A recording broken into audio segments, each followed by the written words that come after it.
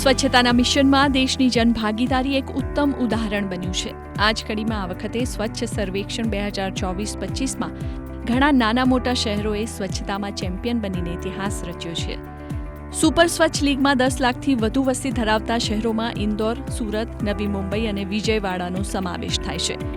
3 થી 10 લાખની વસ્તી ધરાવતા શહેરોમાં નોઈડા, 50,000થી 3 લાખથી વસ્તી ધરાવતા શહેરોમાં નવી દિલ્હીનું એનડીએમસી, 20 થી 50,000ની વસ્તી ધરાવતા શહેરોમાં મહારાષ્ટ્રનું વીટા શહેર અને 20,000થી ઓછી વસ્તી ધરાવતા શહેરોમાં પંચગીનીએ સ્વચ્છતાની વિજય પતાકા લહેરાવી છે.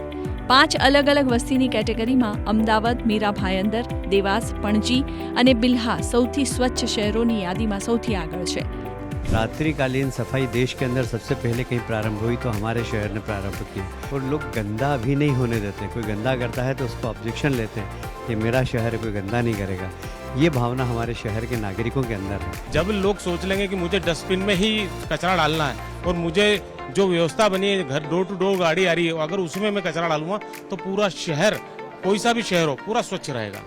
સ્વચ્છતાનો તાજ પહેરેલા આ શહેરોના લોકોની મહેનત આજે રંગ લાવી છે.